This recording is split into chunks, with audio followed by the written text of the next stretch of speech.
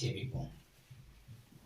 வானத்தையும் பூமியையும் சமுத்திரங்களையும் நீரூற்றுகளையும் உண்டாக்கினவரும் எங்களை நேசிக்கிறவரும் எங்களோடு கூட இருக்கிறவருமாக இருக்கிற ஜீவிக்கிறவராக எங்கள் நல்ல இயேசு கிறிஸ்துவை இந்த நல்ல அருமையான ஓய்வு நாளுக்காக நாங்கள் நமக்கு நன்றி செலுத்துகிறோம். மனுஷகுமாரன் ஓய்வு நாளுக்கும் ஆண்டவராக இருக்கிறார் என்று சொல்ல என்னுடைய வார்த்தைக்காகவும் நாங்கள் நமக்கு நன்றி செலுத்துகிறோம். மனுஷகுமாரனாய் இயேசுவாய் நீர் இந்த உலகிலே பலம் வந்த காலத்திலே ஓய்வு நாள் தோறும் நீர் ஜபாலயத்தை நாடி சென்றீர்கள் என்பதை அறிந்து நமக்கு நன்றி செலுத்துகிறோம். அவருமாக தேவரீர் நாங்களும் கூட இந்த ஓய்வு நாளிலே இந்த சிற்றாலயத்தை நாடி வரவும் தேவனாகிய கர்த்தருடைய பிரசன்னத்தை உணரவும் தேவரீர் உம்முடைய நாமத்தை தொழுது கொள்ளவும் உம்மை துதித்து பாடவும் நீர் உம்முடைய வேத வாக்கியங்களை எல்லாம் நாங்கள் தியானிக்கவும் நீர் எங்களுக்கு கிருபை செய்த தேவனாய் இருக்கிறபடி நான் நமக்கு நன்றி செலுத்துகிறோம். வேத வாக்கியங்களை ஆராய்ந்து பாருங்கள், அவைகளால் உங்களுக்கு நித்திய ஜீவன் உண்டு என்று அறிந்திருக்கிறீர்களே. இயேசுவாகிய என்னை குறித்து சாட்சி கொடுக்கிறவைகளும் அவைகளே என்று நீ சொன்னீர். அவ்விதமாக உம்முடைய வேத வாக்கியங்களை நாங்கள் அறிகிறதன் மூலமாக இயேசுவாகிய உம்மை குறித்து அறிந்து கொள்ளுகிறோம். நீர் எங்களுக்கென்று சம்பாதித்து வைத்த நித்திய ஜீவனை நாங்கள் சுதந்திரிக்க எங்களுக்கு கிருபை செய்கிற தேவன் என்பதை அறிந்து உங்களுக்கு நன்றி செலுத்துகிறோம். தேவனாகிய கர்த்தர் இன்றைக்கும் நீர் வார்த்தையாக வாழுகிறேன். அப்போஸ்தலனாகிய பவுல் நிருபங்களின் வழியாய் அநேக சபையினருக்கென்று கொடுத்தான் ஆலோசனைகளை நாங்களும் தியானிக்கிறதன் மூலமாக இன்றைய நாட்களிலும் நல்ல ஆன்மீக அறிவையும் நாங்கள் பெற்றுக்கொள்ளவும் உடைய வழிகளை அறிந்து கொள்ளவும் அவைகளை பின்பற்றவும் நீர் எங்களுக்கு கிருபை செய்கிற தேவனாயிருக்கிறபடி நான் நமக்கு நன்றி செலுத்துகிறோம். தேவரையை தொடர்ந்து நீர் எங்களோடு கூட பேசுவீராக. வந்ததான் நம்முடைய பிள்ளைகள் யாவரையும் ஆசீர்வதிப்பீராக. இந்த ஓய்வு நாளுக்குரிய ஆசீர்வாதங்களால் யாவரையும் நீர் நிறைய செய்வீராக. உங்களுடைய வழியை நாங்கள் பின்பற்றி அதனால் உண்டாகதான ஆன்ம லாபத்தை அடைய நீர் எங்களுக்கு கிருபை செய்து பேசி உங்களுடைய நாமத்தை நீர் மகிமையுற செய்ய வேண்டுமாய் இயேசுவின் நாமத்தில் ஜெபிக்கிறோம் ஜீவனுள்ள நல்ல பிதாவே. பிரியமான தேவனுடைய பிள்ளைகளே, உங்கள் யாவரையும் இயேசுவின் நாமத்திலே வாழ்த்துகிறேன். நாம் தொடர்ச்சியாக அப்போஸ்தலனாகிய பவுல் நிருபங்களின் வழியாய் அந்த காலத்து முதல் நூற்றாண்டு சபையினருக்கென்று எழுதின ஆலோசனைகளை நாம் தொடர்ந்து அறிந்து கொண்டு வருகிறோம். இதிலே கொலோசே பட்டணத்தை சேர்ந்த சபையினருக்கென்று எழுதின நிருபத்தில் 3ஆம் அதிகாரத்திலே என்னெல்லாம் சொன்னார் என்று சொல்லி 2 அதிகாரங்களுக்குள் அடங்கியிருந்ததான செய்திகளை ஓரளவுக்கு அறிந்து கொண்டோம்.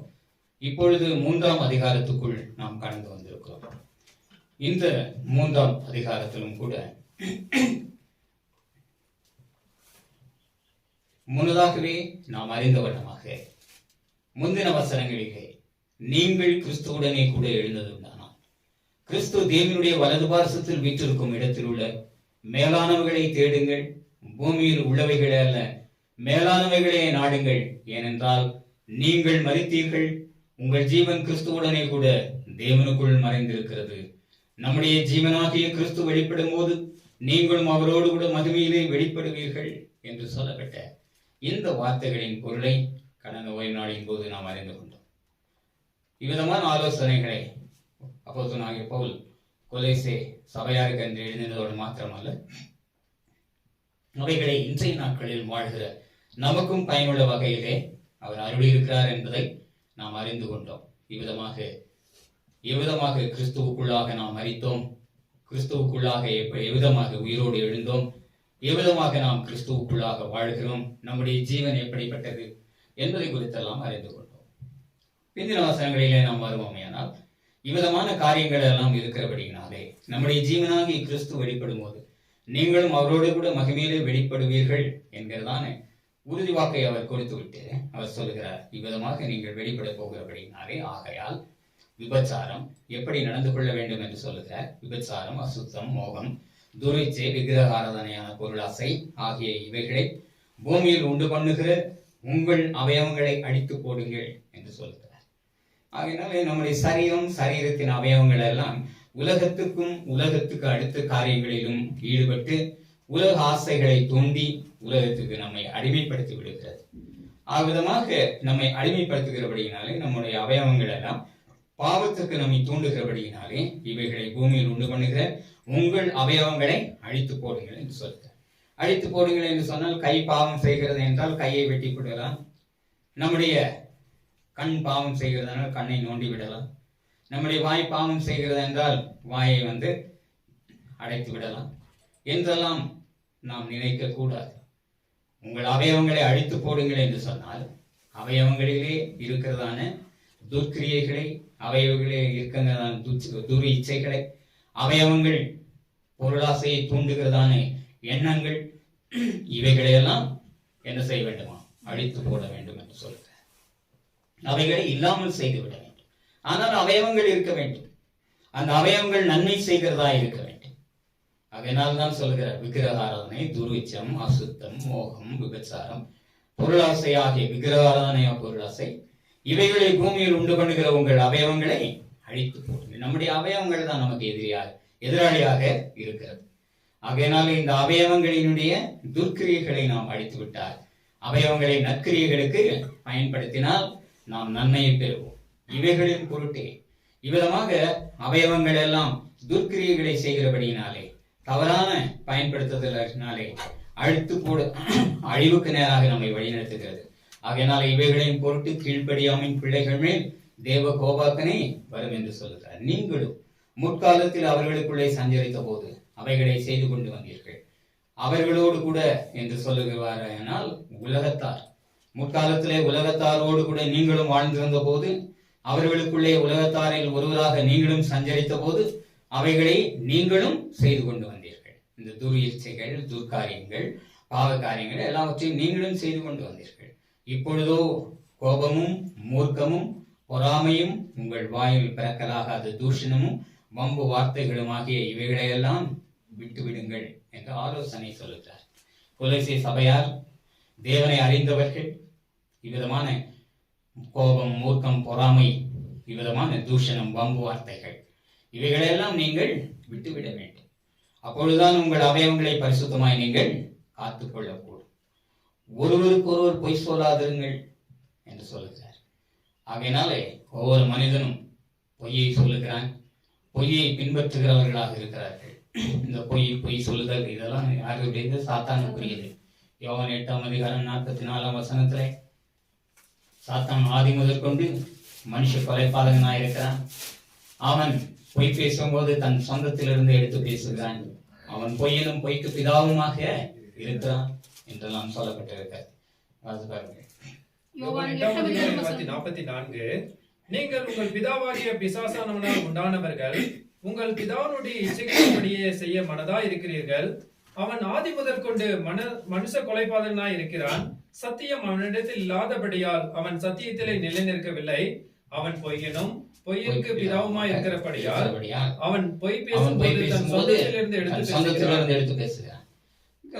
ஆகையினாலே இந்த சாத்தானுக்குரிய பொய் போதகம், பொய்யான உபதேசங்கள், இவைகளெல்லாம் உங்களிடத்துல வந்து விடக்கூடாது. ஆகையினால்தான் சொல்லுங்க, ஒருவருக்கு ஒரு பொய் சொல்லாதிருங்கள். இதெல்லாம் பழைய மனுஷனுக்குரிய சுபாவங்கள் என்று சொல்லுகிறார். பழைய மனுஷனையும் அவன் செய்கைகளையும் களைந்து போட்டு தன்னை சிருஷ்டித்தவருடைய சாயலு கொப்பாய் பூரண அறிவடையும்படி புதிதாக்கப்பட்ட புதிய மனுஷனை தரித்துக் கொண்டிருக்கிறீர்களே என்று சொல்லுகிறார். ஆகையினால இந்த இடத்துல கொலோசி சபையாருக்கு பவுல் எழுதும்போது பழைய மனுஷன், புதிய மனுஷன் என்று சொல்லப்படுகிற இரண்டு மனிதனை குறித்து சொல்லுகிறார். பழைய மனுஷனையும் அவன் செய்கைகளையும் களைந்து போட வேண்டும் என்று சொல்லுகிறார். பழைய மனுஷன் என்று சொன்னால் எல்லா மனுஷனும் சரீர வாழ்விலும் வாழ்கிறான். அவனுக்குள்ளாக ஒரு ஆன்மீக மனிதனும் இருக்கிறான். புறம்பான மனிதன், உள்ளான மனிதன் என்று சொல்லப்படுகிறது. 2 கொரிந்தியர் 4:16 வாசித்து பாருங்கள். ஒவ்வொரு மனிதனுக்குள்ளாகவும் புறம்பான மனிதன், உள்ளான மனிதன் என்று சொல்லப்படுகிற 2 மனிதர்கள் இருக்கிறார்கள். ஆகையினால பழைய மனுஷன் என்று சொன்னால் சரீரத்துக்குரிய மனிதன், பழைய சுபாவங்களை உடைய மனிதன். அவனும் கூட தேவனுடைய சாயலை பெற்றவனாகத்தான் இருக்கிறான். வாசி பாருங்கள். 2 கொரிந்தியர் 4:16 வாசிப்போம். 2 கொரிந்தியர் 4:16 ஆனபடினாலே நாங்கள் சோர்ந்து போகிறதில்லை. எங்கள் புறம்பான மனுஷனானது அழிந்தும் உள்ளான மனுஷனானது நாளுக்கு நாள் புதிதாக்கப்படுகிறது. கவனிச்சீங்களா? புறம்பான மனுஷன், இது பழைய மனிதன் என்று சொல்லப்படுகிறது. இந்த பழைய மனுஷன் அவன் செய்கைகளை களைந்து போட வேண்டும் என்று சொல்கிறார். ஆகையினால் இந்த பழைய மனிதன் என்று சொன்னாலும் வேதத்திலே சொல்லப்படுகிறது என்னவென்று, முதலாக தேவனாகிய கர்த்தர் ஆதாமை படைத்தார். அவனுக்கும் தேவனாகிய கர்த்தர் தமது சாயல், தம்முடைய ரூபத்தை கொடுத்தார். அவன் மூலமாக பிறக்கிற சந்ததியினருக்கும் தேவனுடைய சாயலையும் ரூபத்தையும் அவர்கள் பெற்றுதான் பிறக்கிறார்கள். அதைதான் இந்த இடத்துல சொல்லுகிறார். பழைய மனுஷனையும் அவன் செய்கைகளையும் களைந்து போட்டு தன்னை சிருஷ்டித்தவருடைய சாயலுக்கு ஒப்பாய். தேவனாகிய கர்த்தர் அவருடைய சாயலை கொடுத்து நம்மை படைத்திருக்கிறார், சிருஷ்டித்திருக்கிறார். அதனால்தான் தன்னை சிருஷ்டித்தவருடைய சாயலுக்கு ஒப்பாய் பூரண அறிவு அடையும்படிக்கு புதிதாக்கப்பட்ட புதிய மனுஷனை தரித்துக் கொண்டிருக்கிறீர்கள் என்று சொல்லுகிறார். அதனாலே பழைய மனுஷன் என்று சொன்னால் பழைய ஆதாம். ஏனென்றால் அவன் பாவத்திலே விழுந்தவன். பாவத்தில் விழுந்தபடியினாலே பாவத்தின் சம்பளமாகிய மரணம் ஆதாம் மூலமாக எல்லாரையும் ஆண்டு கொண்டது என்று சொல்லப்படுகிறது. ஆதியாகமம் 5ஆம் அதிகாரம் 3ஆம் வசனத்தை வாசிப்போமேயானால், ஆதாமுக்கு தேவன் தம்முடைய சாயல் தம்முடைய ரூபத்தை கொடுத்தார். அவன் மூலமாக பிறக்கிறதான அவனுடைய பிள்ளைகளுக்கும் தேவனுடைய சாயல் தான் இருக்கிறது. அந்த சாயலை மனிதன் பூரணத்துவத்துக்கு நேராக வழிநடத்த வேண்டும். தன்னை சிருஷ்டித்தவருடைய சாயலுக்கு ஒப்பாய் பூரண அறிவடையும்படிக்கு என்று சொல்லுகிறார். ஆதியாகமம் 5:3 வாசிப்பாருங்க. ஆதியாகமம் 5ஆம் அதிகாரம் 23:1 ஆதாமின் வம்சமான தேவன் மனுஷனை சிருஷ்டித்த நாளிலே அவனை தேவசாயலாய் உண்டாக்கினார். அவர்களை ஆணும் பெண்ணுமாய் சிருஷ்டித்து அவர்களை ஆசீர்வதித்து அவர்களை சிருஷ்டித்த நாளிலே அவர்களுக்கு மனுஷர் என்று பெயரிட்டார். ஆதாம் 130 வயதான போது தன் சாயலாக தன் ரூபத்தின்படியே ஒரு குமாரனை பெற்று அவனுக்கு சேத் என்று பெயரிட்டான். தேவன் அவருடைய சாயலை ஆதாமுக்கு கொடுத்தார். அவன் வழியாக பிறக்கிற அனைவருக்குமே தேவ சாயல் தான் இருக்கு. ஆனால் இந்த சாயல் பழைய மனுஷனாய் மாறி போனது. தேவன் புதிய சாயலை கொடுத்தார், தம்முடைய சாயலை கொடுத்தார். ஆனால் அவன் எப்பொழுது பாவம் செய்தானோ அந்த சாயலானது மாறி போனது.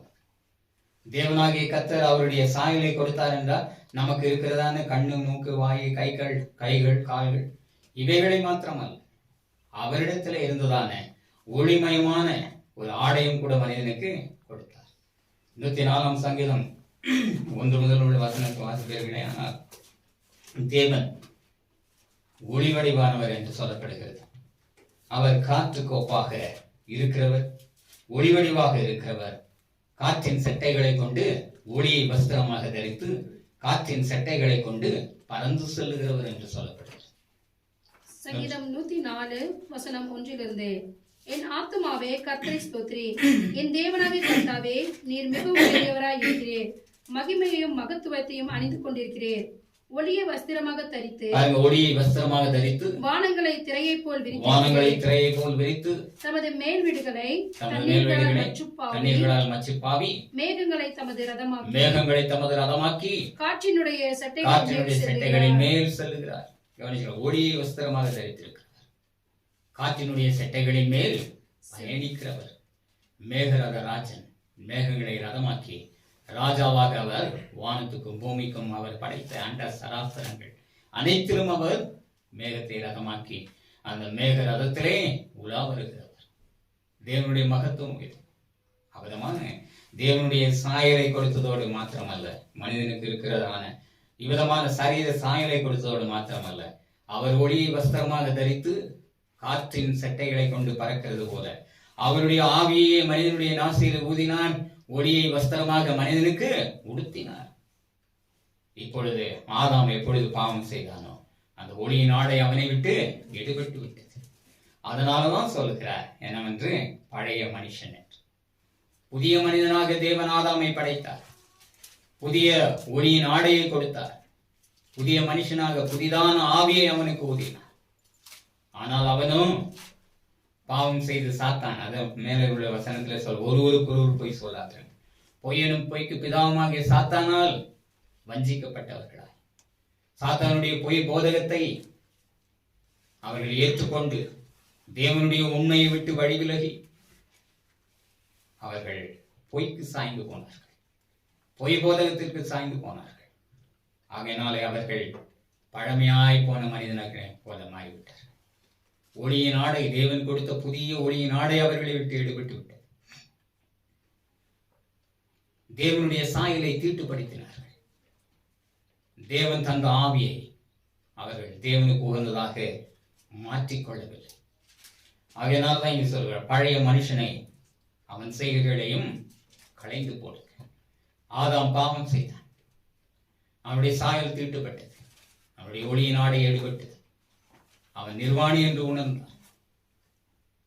ஆகையினாலே இவ்விதமாக மனிதன் பழைய மனிதனாக மாறிப்போனான். தேவன் மனுஷனை செம்மையானவனாக படைத்தார். அவனும் அநேக உபாய தந்திரங்களை தெரிந்து கொண்டான் என்று பிரசங்கி புத்தகத்திலே சொல்லப்பட்டிருக்கு. தேவன் மனிதனை செம்மையானவனாக படைத்தார். அவனும் அநேக உபாய தந்திரங்களை தெரிந்து கொண்டான் என்று சொல்லப்படுகிறது. பிரசங்கி 7ஆம் அதிகாரம் கடைசி 29ஆம் வசனத்தை வாசிப்போம். 7ஆம் அதிகாரம் 29. இதோ தேவன் மனுஷனை செம்மையானவனாக உண்டாக்கினார். அவர்களோ அநேக உபாத்திரங்களை தேடிக்கொண்டார்கள். இதை மாத்திரம் கண்டேன். இதோ தேவன் மனுஷனை செம்மையானவனாக உண்டாக்கினார். அவர்களோ அநேக உபாய தந்திரங்களை தேடிக்கொண்டார்கள். இதை மாத்திரம் கண்டேன். தேவன் நல்லதாக படைத்தார். ஒளியினாலே கொடுத்தார். அக்னிமயமான கண்களை மனிதனுக்கு கொடுத்தார். இருளிலும் பார்க்கக்கூடிய கண்களை பெற்றார். தேவனாகிய கர்த்தர் நேர்த்தியாக முதல் மனிதனை சிருஷ்டித்தார். ஆனால் பொய்யனும் பொய்ப்பிதாமாகிய சாத்தானுடைய பேச்சை எப்பொழுது கேட்டார்களோ அவர்கள் பழைய மனிதர்களாக மாறிப்போனார். ஒளியினாலே அவர்களை விட்டு எடுபட்டது. அவர்கள் நிர்வாணிகள் என்று உணர்ந்தார்கள். அநேக உபாய தந்திரங்களை தெரிந்து கொண்டார்கள். சாத்தான் ஆதியாகமம் 3ஆம் அதிகாரம் 1 வசனத்தை வாசிப்பீர்களே, ஆனால் சாத்தான் சர்ப்பத்தின் வடிவிலே அவன் இருந்து அவர்களை வஞ்சித்தான். அதனாலதான் சொல்லப்படுகிறது 3ஆம் அதிகாரம் 1ஆம் வசனத்துல. ஆதியாகமம் 3ஆம் அதிகாரம் 21. தேவனாகிய கர்த்தர் உண்டாக்கின சகல காட்டு ஜீவங்களை பார்க்கிலும் சகல காட்டு ஜீவங்களை சர்ப்பமானது தந்திரமுள்ளதா இருந்தது. சர்ப்பமானது தந்திரமுள்ளதா இருந்தது. அவர்களாக தந்திரமுள்ளதா இருந்து தந்திரத்தினாலே அவர்களை வஞ்சித்தான். அதைதான் நீங்க சொல்லுகிறார். அந்த தந்திரத்துக்கு பலியாகி போனார்கள் மனிதர்கள். அதனாலதான் சொல்லுகிறார், இதோ தேவன் மனுஷனை செம்மையானவனாக உண்டாக்கினார். அவர்களோ அநேக உபாய தந்திரங்களை தேடிக்கொண்டார்கள். இதை மாத்திரம் கண்டேன் என்று சொல்கிறார். அவதமாக இது நன்மையான காரியமே அல்ல. புதிய மனிதனாக படைக்கப்பட்ட மனிதன் பழமையான மனிதனாய் மாறிப்போனார். பழைய பாவங்களுக்கு அவன் உடன்பட்டான். சாத்தானுக்கு அடிமையாக மாறி போனான்.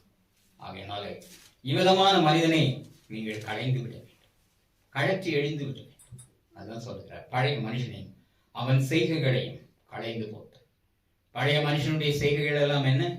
பொய் போதகத்துக்கு செவி கொடுத்தல், சாத்தானுடைய போதனைகளுக்கு செவி கொடுத்தல், சாத்தான் சொல்லுகிறதான வார்த்தைகளுக்கு செவி கொடுத்தல், அவனுடைய வார்த்தைகளுக்கு கீழ்ப்படுகிறது. அவனுடைய வார்த்தைகளுக்கு கீழ்ப்படிந்தபடியினாலே பாவத்திலே வீழ்ந்து போனார்கள். பாவத்திலே வீழ்ந்து நிமித்தமாக மரணம் அவர்களை ஆண்டு கொண்டது. பாவத்தின் சம்பளமாக மரணம் அவர்களை ஆண்டு கொண்டது. தேவன் சொன்ன வார்த்தை, இது அந்த கனியை புசிக்கும் நாளிலே சாகவே சாவீர்கள் என்கிறான வார்த்தையின்படி அவர்கள் சாவை அடைகிறவர்களாய் மாறி போனார்கள். இவ்விதமான இந்த பழைய மனிதன் மிகவும் சீர்கேடான மனிதன், கேவலமான ஒரு மனிதன். தேவன் அநேக புதிய காரியங்களை கொடுத்திருந்தும் அவைகளெல்லாம் இழந்து போன ஒரு பரிதாபத்திற்குரிய மனிதன். அந்த மனிதனை நீங்கள் களைந்து போட வேண்டும். அந்த மனிதன் உங்களுக்கு வேண்டாம். ஆனால் உங்களுக்குள்ள ஒரு உள்ளான மனிதன் இருக்கிறானே, அந்த உள்ளான மனிதனை புதுப்பித்துக் கொள்ளுங்கள். அதனால்தான் சொல்லுகிறார், தன்னை சிருஷ்டித்தவருடைய சாயலுக்கு ஒப்பாய் பூரண அறிவடையும்படிக்கு புதிதாக்கப்பட்ட புதிய மனுஷனை தரித்துக் கொண்டிருக்கிறீர்கள். பழைய மனுஷனாகிய ஆதாமுக்கு தேவன் கொடுத்த சாயலை அவன் கெடுத்து போட்டான். தேவன் கொடுத்த அவருடைய ஒளியின் ஆடையை அவன் இழந்து போனான். தேவன் கொடுத்த அக்னிமயமான ஒளிமிக்க பார்வையை இழந்து போனான். இவ்விதமாக சரீரத்திலே கொடுக்கப்பட்ட எல்லா நன்மைகளையும் அவன் இழந்து போனான். ஆகையினால்தான் சொல்ற, தன்னை சிருஷ்டித்தவருடைய சாயலுக்கு ஒப்பாய் புதிய மனிதனாக நீங்கள் மாற வேண்டும். பழைய மனுஷனும் அவன் செய்கைகளையும் களைந்து போடுங்க. அவன் தீட்டானவன், பாவ மனிதன், மரணத்தை அடையக்கூடியவன், உருவழிந்து போகக்கூடியவன் இந்த சரீர சாயம். ஆகையினாலே அவனை களைந்து போடுங்கள், கழற்றி எறிந்து விடுங்கள். ஆனால் உள்ளான மனிதன் ஒருவன் இருக்கிறானே, அந்த உள்ளான மனிதனை தேவனால் சிருஷ்டிக்கப்பட்டவன், தன்னை சிருஷ்டித்தவருடைய சாயலுக்கு ஒப்பாய் பூரண அறிவடையும்படிக்கு புதிதாக்கப்பட்ட புதிய மனுஷனை தரித்துக் கொண்டிருக்கிறீர்களே என்று சொல்கிறார். அதனாலே ஆன்மாவிலே இந்த புதிய மனுஷனை தரித்துக் கொள்ள வேண்டும். அந்த புதிய மனுஷன் யார் என்றால் நம்முடைய ஆன்மா. அந்த ஆன்மாவோடு கூட இணையக்கூடிய புதிய மனுஷன் யார் என்றால் புதிய ஆதாமாகிய இயேசு. 1 Corinthians 15ஆம் அதிகாரத்துல அதுதான் சொல்லுகிறார். முந்தின மனுஷன் பூமியிலிருந்து உண்டான மண்ணானவன், அவன் பிந்தின அவன் மண்ணான மனிதன், தேவனுடைய சாயலை எல்லாம் கெடுத்து போட்ட மனிதன், பாவத்தையும் சாபத்தையும் சுமந்து வாழ்கிற மனிதன். ஆகையினால இந்த முந்தின மனிதனுக்குரிய பழைய ஆதாமுக்குரிய கிரியைகளை எல்லாம் அழித்து போட்டு புதிய ஆதாம் உயிர்ப்பிக்கிற ஆவியாக இருக்கிறார். அந்த புதிய ஆதாமுடைய சாயலை, இயேசு கிறிஸ்துவனுடைய சாயலை நீங்கள் தரித்துக் கொள்ளுங்கள், புதிய மனிதனாக உங்களை மாற்றிக்கொள்ளுங்கள் என்று சொல்கிறார். 1 Corinthians 15ஆம் அதிகாரம் 44ஆம் வசனம் முதல் வாசிப்போம். 1 Corinthians 15ஆம் அதிகாரம் 44 ஜென்ம சரீரம் விதைக்கப்படும், ஆவிக்குரிய சரீரம் எழுந்திருக்கும். ஜென்ம சரீரம் உண்டு, ஆவிக்குரிய சரீரமும் உண்டு. அந்தபடியே முந்தின மனுஷனாகிய ஆதாம் ஜீவாத்மாவானான். முந்தின மனுஷனாகிய ஆதாம் தேவனுடைய ஆவியை பெற்றபோது ஜீவாத்மாவானான் என்று எழுதியிருக்கிறது. பிந்தின ஆதாம் உயிர்ப்பிக்கிற ஆவியானவர். ஆகிலும் ஆவிக்குரிய சரீரம் முந்தினதல்ல, ஜென்ம சரீரமே முந்தினது, ஆவிக்குரிய சரீரம் பிந்தினது. முந்தின மனுஷன் பூமியிலிருந்து உண்டான மண்ணானவன், இரண்டாம் மனுஷன் வானத்திலிருந்து வந்த கர்த்தர். மண்ணானவன் எப்படிப்பட்டவன், மண்ணானவர்களும் அப்படிப்பட்டவர்களே. வானத்துக்குரியவர் எப்படிப்பட்டவரோ, வானத்துக்குரியவர்களும் அப்படிப்பட்டவர்களே. மண்ணானுடைய சாயலை நாம் அணிந்திருக்கிறது போல வானனுடைய சாயலை அணிந்து கொள்வோம். கவனிச்சீங்களா? இந்த மண்ணான சாயல் அழிவுக்குரிய சாயல். அதனால பிந்தின வசனத்துல சொல்லுகிறார், அழிவுள்ளதாக இது அழியாமையை சுதந்திரிக்க வேண்டும். இந்த மண்ணின் சாயல் அழிவை நோக்கி போகிறது. இந்த மண்ணின் சாயல் மண்ணோடு மண்ணாக மாய்ந்து போகக்கூடிய சாயல். அது ஆதாமின் சாயல், பழைய மனுஷனுடைய சாயல். ஆனால் இயேசுவாகிய நானும் புதிய ஆதாமாய் வந்திருக்கிறேன். புதிய ஆதாமாய் நான் தோன்றியிருக்கிறேன். புதிய ஆதாம் உயிர்ப்பிக்கிற ஆவியானவர். புதிய ஆதாம் வானத்திலிருந்து வந்த கர்த்தர். புதிய ஆதாம் வானத்தின் மேனியை உடைய கர்த்தர். அவர் வானத்திலிருந்து வந்தபடியினாலே வானத்துக்குரிய மேனியை உடையவர். அவரை ஏற்றுக்கொள்ளுகிறவர்கள் அந்த புதிய மனுஷனின் சாயலை, இயேசுனுடைய புதிய ஆதாமினுடைய சாயலை யாரெல்லாம் ஏற்றுக்கொள்ளுகிறார்களோ அவர்கள் எல்லாரும் வானத்துக்குரியவர்களாய் மாறுவார்கள், வானத்துக்குரிய மேனியுடையவர்களாய் மாறுவார்கள். இதைதான் அவர் சொல்ற, முந்தின மனுஷன் பூமியிலிருந்து உண்டான மண்ணானவன், இரண்டாம் மனுஷன் புதிய ஆதாம் வானத்திலிருந்து வந்த கர்த்தர். மண்ணானவன் எப்படிப்பட்டவன், மண்ணான நீங்களும் அப்படிப்பட்டவர்களே. நீங்கள் மாண்டு மண்ணுக்கு போவீர்கள். இந்த சாயலை உருவழிந்து போகும். இந்த சாயலானது ஒன்றுக்கும் உதவாது. வானம் வரைக்கும் பரலோக வரைக்கும் அது வரப்போகிற சாயலே இல்லை. ஆனால் உங்கள் உள்ளான மனிதன் ஆன்மா புதிய ஆதாமின் சாயலை உடையதாய் மாற வேண்டும். வானத்துக்குரிய மேனி உடையதாய் மாற வேண்டும். வானத்துக்குரியவர்களும் அப்படிப்பட்டவர்களே. மண்ணானவன் எப்படிப்பட்டவனோ மண்ணானவர்களும் அப்படிப்பட்டவர்களே.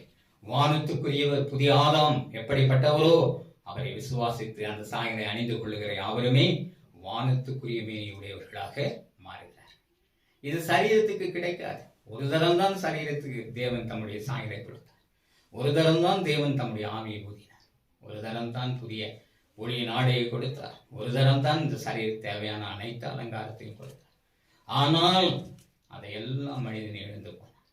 ஆகையினாலே உள்ளான மனிதனாகிய ஆன்மாவை நான் புதுப்பிப்பேன். உள்ளான மனிதனாகிய ஆன்மாவுக்கு ஆவிக்குரிய சரீரத்தை நான் கொடுப்பேன். புதிய ஆவியை நான் ஊதுவேன். கவனிச்சுக்கலாம். பிந்தின ஆதாம் உயிர்ப்பிக்கிற ஆவியானவர். முந்தின ஆதாம் வெறுமனே சரீரத்தின் ஆவியை பெற்று ஜீவாத்மாவாக மாறினார். ஆனால் பிந்தின ஆதாமோ உயிர்ப்பிக்கிற ஆவியானவர், ஆன்மாக்களை உயிர்ப்பிக்கிற ஆவியானவர். அவ்விதமாக ஆன்மாவை புதிய ஆதாமாகிய கிறிஸ்துவார் யாருடைய ஆன்மாக்கள் எல்லாம் உயிர்ப்பிக்கப்பட்டிருக்கிறதோ, புதிய மேனியாக மாறுகிறதோ, அது வானத்துக்குரிய மேனி, வானத்துக்குரிய சாயல். அதனால்தான் சொல்றோம், மண்ணின் சாயல் வானத்தின் சாயல். மேலும் மண்ணானுடைய சாயலை நாம் அணிந்திருக்கிறது போல வானவருடைய சாயலையும் அணிந்து கொள்வோம். மண்ணானுடைய சாயல் மண்ணிலே மட்கி போகும், மண்ணோடு மண்ணாக அழிந்து போகும். ஆனால் வானத்துக்குரிய சாயல் ஒருபோதும் அழியாது. இந்த கொரிந்தியர் முந்தின வசனங்களில் நீங்கள் வாசிப்பீர்களானால் வானத்தின் மேனியெல்லாம் அழியாமைக்குரியது. வானத்திலே சூரியனை பார்க்கிறோம், அது அக்னி ஒளி, அது அழியாது. நட்சத்திர கூட்டங்களை இரவு நேரத்திலே பார்ப்போம், அதுவும் கூட அழியாது. அதுவும் அக்னியாக இருந்து ஒளியை உமிழ்கிறது. சந்திரனை பார்க்கிறோம், அதுவும் ஒளி தருகிறது. விதமாக வான மேனிகள் எல்லாம் அது படைக்கப்பட்ட நாள் முதல் கொண்டு உருவழியாமல் தன்னுடைய வேலை செய்து கொண்டிருக்கிறது. ஆனால் மண்ணின் சாயல் எல்லாம் அழிந்து கொண்டே இருக்கிறது. மண்ணினாலே தேவன் மிருகங்கள், பறவைகள் எல்லாவற்றையும் படைத்தார். மனிதர்களாகிய நம்மையும் படைத்தார். ஆனால் மண்ணிலிருந்து உண்டானவைகள் எல்லாமே, மண்ணின் சாயலை உடையவைகள் அனைத்துமே அழிவை சந்திக்கிறது, அழிந்து போகக்கூடியதாக இருக்கிறது. கவனிச்சிங்களா? ஆகையினால்தான் தேவன் தீர்மானித்தார், ஒவ்வொரு மனிதனுக்குள்ளாகவும் ஒரு ஆன்மாவை நான் கொடுத்திருக்கிறேன், அந்த ஆன்மாவுக்கு ஒரு புதிய சாயலை நான் கொடுப்பேன். அது வானத்தின் சாயலாக இருக்க வேண்டும், வானத்தின் மேனியாக இருக்க வேண்டும் என்று தேவனாய் கர்த்தர் தீர்மானித்ததார். அவர் இந்த உலகிலே புதிய ஆதாமாய் தோன்றினார். புதிய ஆதாம், பிந்தின ஆதாம் உயிர்ப்பிக்கிற ஆவியானவர், வானத்தின் மேனியை உடையவர். மண்ணானவனுடைய சாயலை அல்ல, வானத்திலிருந்து வந்த கர்த்தர். இயேசு இந்த உலகில் இருந்தபோது சொன்னார், நீங்கள் எல்லாரும் பூமியிலிருந்து உண்டான மண்ணானவர்கள், நானோ பூமியிலிருந்து உண்டானவர் அல்ல, நான் வானத்திலிருந்து வந்த கர்த்தர் என்று சொன்னார். யோவான் 8ஆம் அதிகாரத்திலே சொல்லப்பட்டதாக நாம் பார்க்கிறோம். நான் வானத்திலிருந்து வந்த கர்த்தர், உலகத்திலிருந்து உண்டானவன் அல்ல என்று சொல்லுகிறார்.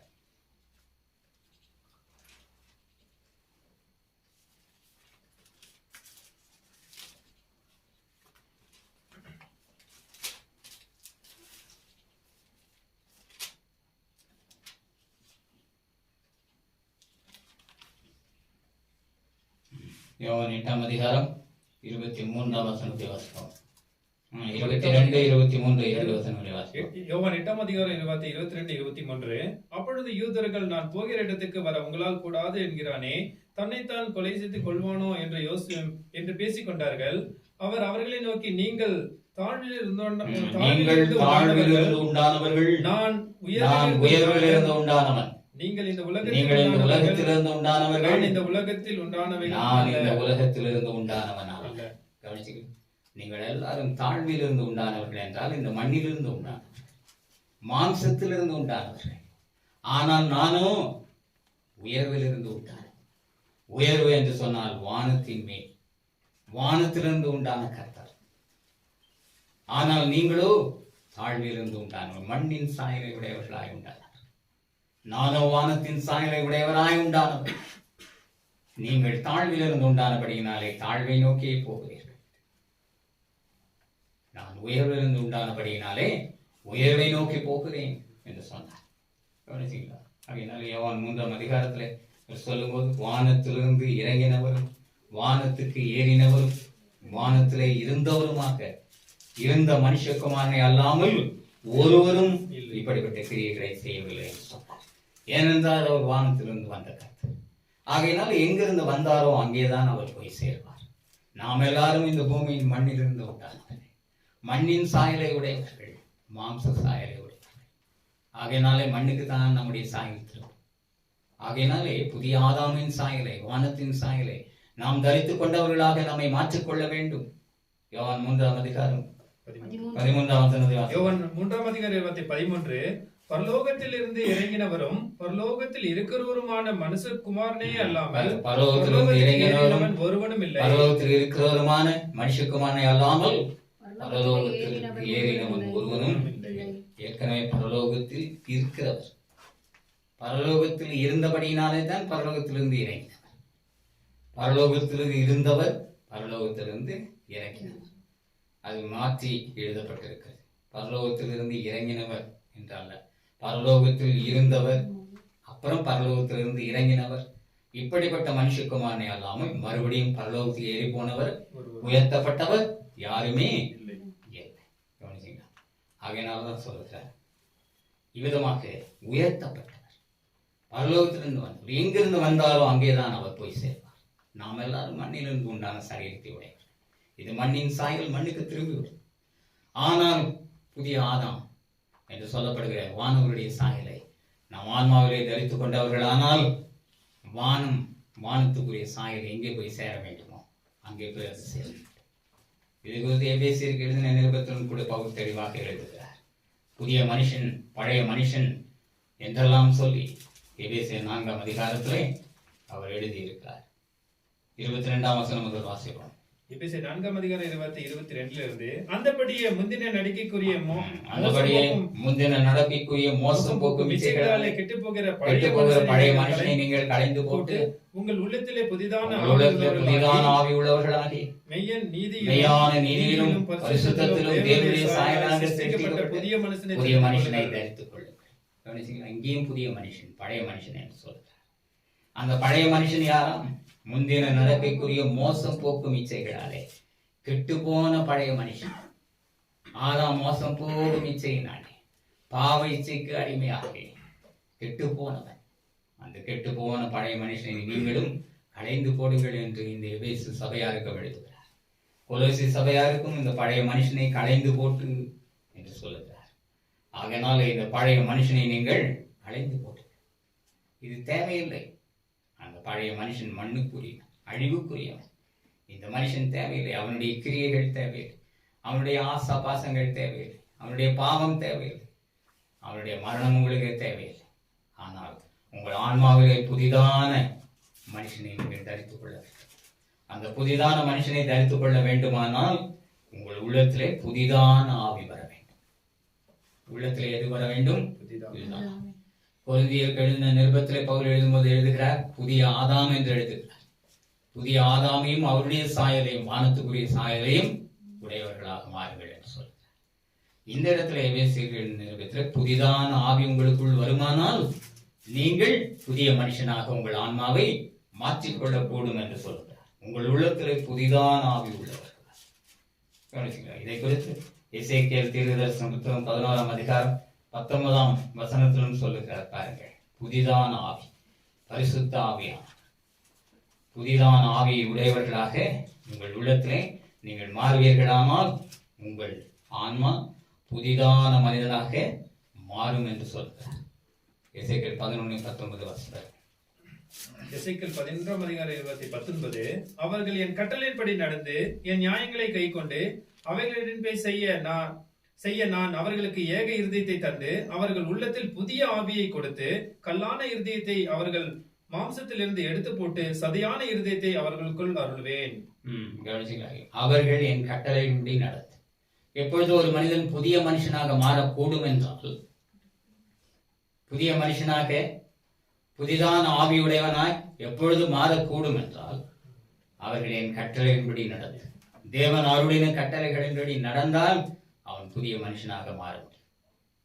என் நியாயங்களை கை கொண்டு, தேவன் அருளின நீதி நியாயங்களை, உபதேசங்களை கை கொண்டு அவைகளின்படி செய்ய கை கொண்டு அவைகளின்படி நடந்தால் நான் அவர்களுக்கு ஏக இருதயத்தை தந்து அவர்கள் உள்ளத்தில் புதிய ஆவியை கொடுத்து கல்லான இருதயத்தை அவர்கள் சதையிலிருந்து எடுத்து போட்டு அவர்கள் மாம்சத்திலிருந்து எடுத்து போட்டு சதையான இருதயத்தை அவர்களுக்கு புதிதான ஆவி. கவனிச்சீங்களா? ஆகையினால்தான் இயேசு இந்த உலகில் இருந்த போது சொன்னார், நான் போவேன், போன பின்பு பரிசுத்த ஆவியாகிய தேற்றல் வாழுங்க உங்களிடத்திலே அனுப்புவேன். அவர் புதிதான ஆவி, சகல சத்தியத்திற்குள்ளும் அவர் உங்களை வழி நடத்துவார். உங்கள் ஆன்மா புதிதான ஆவியுடைய உள்ளான மனிதனாகிய புதிய மனுஷனாக அது மாறிவிடும் என்று சொல்றார். அப்போ பழைய இருதயம், பாவ இருதயம், திருக்குமுறுக்கான இருதயம் இதெல்லாம் மாற்றப்பட்டு விடும். எரேமியா 17ஆம் அதிகாரம் 9-10 வசனங்களில் அதுதான் வேத பாடமாக வாசித்தோம். நம்முடைய இருதயம் எல்லாம் திருக்கு முறுக்கும் மகா கேடும் நிறைந்தது. அந்த பழைய மனுஷனுடைய இருதயம் அது. அந்த பழைய மனுஷனுடைய இருதயத்தை தேவனாகிய கர்த்தர் புதுப்பிப்பேன். புதிய ஆவியை நான் கொடுத்து புதுப்பிப்பேன். புதிய ஆவியை நான் உங்களுக்கு கொடுத்து புதிய மனுஷனாக உங்களை சிருஷ்டிப்பேன் என்று சொல்கிறார். எரேமியா 17ஆம் அதிகாரம் 9-10 வசனங்களை வாசிப்போம். எரேமியா 17:9-10. எல்லாவற்றை பார்க்கிலும் இருதயமே திருக்குள்ளதும் மகா கேடுள்ளதுமாய் இருக்கிறது. அதை அறியத்தக்கவன் யார்? கர்த்தராகிய நானே ஒவ்வொருவருக்கும் அவனவன் வழிகளுக்கும் செயல்களின் பலன்களுக்கும் தக்கதை கொடுக்கும்படிக்கு இருதயத்தை ஆராய்கிறவர் உள்ளந்தரங்களை சோதித்து அறிகிறவருமாய் இருக்கிறேன். ஆகையினால் இருதயம் திருக்கு முறுக்கு மகா கேடு நிறைந்தது. அது பழைய மனுஷனுடைய இருதயம். ஆனால் எசேக்கியேல் தீர்க்கதரிசி மூலமாக உரைக்கப்பட்ட வார்த்தையின்படி எப்பொழுது தேவனுடைய புதிய ஆவியை அவர் நமக்குள்ளாக தருகிறாரோ, நாம் அந்த புதிய ஆவியை பெற்றவர்களாக நம்முடைய இருதயத்தை மாற்றிக் கொள்வோம். அப்பொழுதே நாம் புதிய மனுஷனாக மாறுவோம். அதான் சொல்றோம், உங்கள் உள்ளத்திலே புதிதான ஆவி உள்ளவர்களா. உள்ளத்திலே புதிதான ஆவி, தேவனுடைய ஆவி, பரிசுத்த ஆவி, ஆவியாயம் ஜீவனாயம் என்ற வார்த்தைகளை போதிக்கிற அந்த ஆவி, சகல சத்தியத்திற்குள்ளும் வழி நடத்துகிற அந்த ஆவி, அந்த புதிய ஆவியை யாரெல்லாம் பெற்றுக் கொள்ளுகிறார்களோ அவர்கள் புதிய மனுஷனாக மாறுவார்கள். அப்படிப்பட்ட மனிதர்கள் புதிதான ஆவி உள்ளவர்களாகி மெய்யான நீதியிலும் பரிசுத்தத்திலும் தேவனுடைய சாயலாய் சிருஷ்டிக்கப்பட்ட புதிய மனுஷனை தரித்துக் கொள்ளுங்கள். இந்த சரீரத்துக்கும் தேவன் சாயலை கொடுத்தார். ஆனால் நீங்கள் மண்ணிலிருந்து உண்டானவர்கள் மண்ணுக்கு திரும்புவீர்கள் என்று அழிவையும் கொடுத்து விட்டார். ஆனால் உள்ளான மனுஷன் ஆன்மா, ஆன்மாவுக்கு கொடுப்பது வானத்தின் மேல், வானத்துக்குரிய சாயல், பரலோக ராஜ்யத்தை அடையக்கூடிய அந்த சாயல், புதிதான சாயல், அதை கொடுக்கிறார். ஆகையினால்தான் மெய்யான நீதியிலும் பரிசுத்தத்திலும் நாம் வாழ்ந்தால் தேவனுடைய சாயலால் சிருஷ்டிக்கப்பட்ட புதிய மனுஷனை நம்மாலே தரித்துக் கொள்ள முடியும். அப்படிப்பட்ட ஒரு மனிதனை நாம் தரித்துக் கொள்ளதான் அழைக்கப்பட்டிருக்கிறோம். அதை குறித்தான் தீத்துக்கு எழுதின 3ஆம் அதிகாரம் 5ஆம் வசனத்திலும் சொல்கிறார். தீத்து 3ஆம் அதிகாரம் 5ஆம் வசனம், புதிதான ஆவியை நாம் பெற்றால் நம்முடைய உள்ளான மனிதன் புதிய மனிதனாக மாறுவான். அடுத்தது இங்கே எப்பொழுது நாம் புதிய மனிதனாக மாறுவோம் என்று தீத்துவுக்கு எழுதின நிருபத்தில் பவுல் எழுதுகிறார். 3ஆம் அதிகாரம் 5ஆம் வசனத்தை வாசிப்பார்கள். 3ஆம் அதிகாரம் 25, நாம் செய்த நீதியின் கிரியைகள் நிமித்தம் அவர் நம்மை ரட்சியாமல் தமது இரக்கத்தின்படியே மறுஜென்மம் முழுக்கினாலும் பரிசுத்த ஆவியினுடைய புதிதாக்குதலினாலும் நம்மை ரட்சித்தார். கவனிச்சீங்களா? எப்படி புதிய மனிதனாக நம்மை ரட்சித்தார், மாற்றினார் என்று சொல்லப்படுகிறது. நம்முடைய புண்ணிய கிரியைகளினாலே அல்ல, நம்முடைய நீதியின் கிரியைகளினாலே அல்ல, நாம் நல்லவர்கள் என்று சொல்லிக் கொள்ளுகிற அந்த நல்ல கிரியைகளை நிமித்தமாக அல்ல. அவ்விதமாக அவர் நம்மை ரட்சியாமல், நம்முடைய நற்காரியங்களை பார்த்து அவர் நம்மை ரட்சியாமல், தமது மிகுந்த இரக்கத்தின்படியும் மறுஜென்மம் ஒழுக்கினாலும் என்று சொன்னார். மறுபடியும் பிறந்து, ஆவியினாலும் ஜலத்தினாலும் பிறந்து, மனம் திரும்பி மறுபடியும் பிறந்து, இப்படிப்பட்ட முழுக்கெல்லாம் பெற்று மறுஜென்ம முழுக்கு என்று சொல்லப்படுகிற அந்த முழுக்கினாலே, பரிசுத்த ஆவியினுடைய புதிதாக்குதலினாலும், சும்மா ஒண்ணு ஆன்மா புதிதாகி விடாது. பரிசுத்த ஆவியானவர், புதிதான ஆவியானவரை நாம் பெற வேண்டும். நம்முடைய ஆவியினாலும் ஜலத்தினாலும் நாம் பிறக்க வேண்டும். மறுஜென்ம முழுக்கை நாம் பெற்றவர்களாக இருக்க வேண்டும். பரிசுத்த ஆவியினுடைய புதிதாக்குதலை ஒவ்வொரு நாளும் புதிதாக்கப்பட வேண்டும். அதுதான் 2 கொரிந்தியர் 4:14 வாசித்தோம். புறமான மனுஷனானது அழிந்தும் உள்ளான மனுஷனான நாளுக்கு நாள் புதிதாக்கப்படுகிறது. நாளுக்கு நாள் புதிதாக்கப்பட வேண்டும். நாளுக்கு நாள் அந்த உள்ளான மனிதன் புதிதாக்கப்பட்டால்தான் அது புதிய சாயலை, வானத்துக்குரிய மேனியை அது உடையதாக மாறும். பரிசுத்த ஆவியினுடைய புதிதாக்குதலாலும் அவர் நம்மை ரட்சித்தார். ஆகையினால் இப்படிப்பட்ட ஒரு புதிதாக்குதல் நம்முடைய ஆன்மாவிலே வந்தால் மாத்திரமே, புதிய மனுஷனாக நாம் மாறினால் மாத்திரமே, வானத்துக்குரிய மேனியை உடையவர்களாய் நாம் மாறினால் மாத்திரமே, நம்முடைய ஆன்மாவிலே மாறினால் மாத்திரமே அந்த ஆன்மாவானது தேவனுடைய ராஜ்யத்தை அடைந்து நித்திய காலமாய் நீடித்த நாட்களாய் வாழ்ந்திருக்கும். மண்ணின் சாயல் மண்ணுக்கு திரும்பிவிடும். ஆன்மாவுக்குரிய வானவனுக்குரிய சாயல் வானத்தை அடைய வேண்டும், பரலோக ராஜ்யத்தை அடைய வேண்டும். பரலோக ராஜ்யத்தில் இருக்கிறவர்கள் எல்லாருமே அழியாமைக்குரிய சாயலை உடையவர்கள். கேருபீன்கள், சேராபீன்கள் அக்னிமயமான சாயலை உடையவர்கள், அது அழியாதது. காற்று கோப்பான தூதர்கள், அவர்களும் அழியாமைக்குரிய சாயலை உடையவர்கள், அதுவும் அந்த தூதர்களும் அழிய மாட்டார்கள். தேவனாகிய கர்த்தர் சதா காலம் ஒளிவடைவானார், அவரும் அழியாமை உடையவர். இயேசுவாய் மனுஷகுமாரனா இந்த பூமியிலே வந்த போதிலும் நான் தாழ்விலிருந்து உண்டானவர் அல்ல, உயர்விலிருந்து உண்டானவர் என்று சொன்னபடியினாலே அவரும் அழியாமை உடையவர். ஆகையினால் அவர் வானத்துக்கு ஏறி சென்றார். வானத்துக்கு எப்படி ஏறி சென்றாரோ அப்படியே நீங்களும் வானத்துக்குரியவர்களாக மாறி வானத்தை அடைந்து சுதந்திரித்து வாழ்கிறவர்களாக இருப்பீர்கள் என்கிற உறுதிவாக்கை நமக்கு கொடுத்திருக்கிறார்.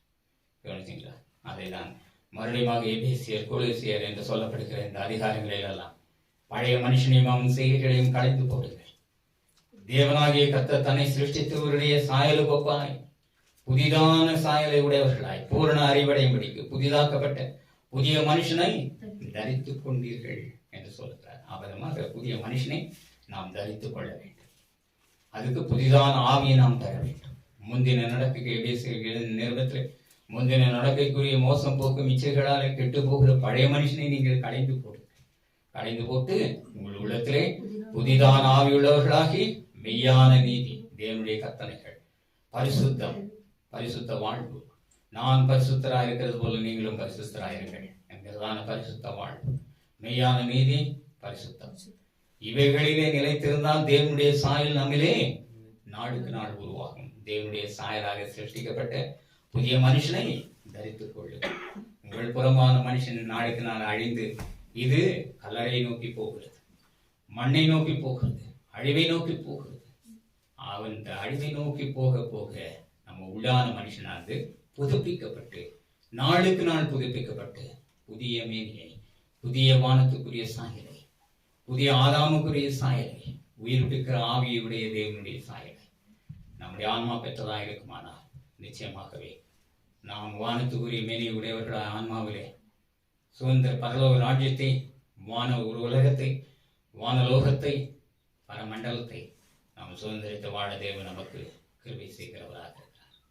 பழைய மனுஷன், புதிய மனுஷன், இந்த இரண்டு மனிதர்களுக்குரிய வித்தியாசங்களை அறிந்திருக்கிற நாம் புதிய மனுஷனை தரித்துக் கொண்டவர்களாய் புதிய வாழ்வுக்கு நாம் முன்னேறி செல்ல தேவன் நமக்கு கிருபை செய்ய முடியாகவும் அதற்கேற்ற வண்ணமாய் நம்முடைய அறிவையும் ஞானத்தையும் நாம் புதுப்பித்துக் கொண்டவர்களாய் முன்னேற தேவன் தாமே நமக்கு கிருபை செய்கிறாக.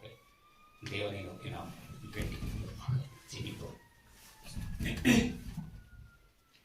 வானத்தையும் பூமியையும் சமுத்திரங்களையும் நீரூற்றுகளையும் உண்டாக்கினவர், எங்களை நேசிக்கிறவரும் எங்களோடு கூட இருக்கிறவருமாக இருக்கிற ஜீவிக்கிறவராக எங்கள் நல்ல இயேசு கிறிஸ்துவை இந்த நல்ல அருமையான நாளுக்காக, இந்த வேலைக்காக உங்களுக்கு நன்றி செலுத்துகிறோம். தேவனாகிய கர்த்தர் அப்போஸ்தலனாகிய பவுல் எபேசு சபையாருக்கும் கொலோசே பட்டணத்தை சேர்ந்த சபையாருக்கும் வெளிப்படுத்தின முக்கியமான, வித்தியாசமான, உண்மையான காரியங்களுக்காக நாங்கள் நமக்கு நன்றி செலுத்துகிறோம். மனிதர்களாக எங்களுடைய நிலைகளை அவர் நன்றாக படம் பிடித்து காட்டினபடியினால் நமக்கு நன்றி செலுத்துகிறோம். எங்களுடைய பழைய மனுஷன் எப்படிப்பட்டவன் என்பதையும், எங்களுக்குள்ளாக இருக்கிறதான புதிய மனுஷன் எப்படிப்பட்டவன் என்பதையும் அவர் அறிவித்ததை நாங்கள் அறிந்து கொள்ள கிருபை செய்தபடியினால் நமக்கு நன்றி செலுத்துகிறோம். தேவனாகிய கர்த்தர் பழைய மனுஷனையும் அவனுடைய எல்லா காரியத்தையும் நீங்கள் களைந்து போட்டு தேவனுடைய சாயலாய் இருக்கிற புதிதான ஆவி உள்ளவர்களாகி புதிய மனுஷனை நீங்கள் தரித்துக் கொள்ளுங்கள் என்று சொல்லப்பட்ட வார்த்தைக்காக நமக்கு நன்றி செலுத்துகிறோம். தேவரீர் நாங்களும் பழைய மனிதன் என்று சொல்லப்படுகிற பாவ மனுஷனை சுமந்து கொண்டவர்களாகத்தான் இருக்கிறோம். முந்தின ஆதாம் பூமியிலிருந்து உண்டான மண்ணானவன், பழைய மனிதனானவன், பாவத்தை ஜெயிக்கக்கூடிய சக்தியற்றவனாய் பாவத்தின் சம்பளமாக மரணத்தை அடைந்தவன். நாங்களும் கூட அப்படிப்பட்ட அவல நிலைக்குரிய ஒரு சாயலை சுமந்து கொண்டுதான் இருக்கிறோம். பழைய மனுஷனை நாங்கள் சுமந்து கொண்டுதான் இருக்கிறோம். அந்த பழைய மனுஷன் அழிவுக்கு போகும் வரைக்கும் இதை நாங்கள் களைந்து போட முடியவில்லை. தேவரே, என்றாலும் உங்களுடைய சக்தியினால் நீ வந்த புதிய ஆதாம் என்று சொல்லப்படுகிற உயிர்ப்பிக்கிற ஆவி உடைய தேவனாய் நீர் எங்களுக்குள்ளாக வரும்போது எங்கள் ஆன்மாவானது புதிதான ஆவி உள்ளவர்களாகி புதிய மனுஷனாக நாங்கள் மாற, எங்கள் ஆன்மாவிலே வானத்தின் மேனியை நாங்கள் தரித்துக் கொள்ள, புதிய மனிதனை தரித்துக் கொள்ள நீர் எங்களுக்கு கிருபை செய்கிற தேவனாக இருக்கிறபடியால் நமக்கு நன்றி செலுத்துகிறோம்.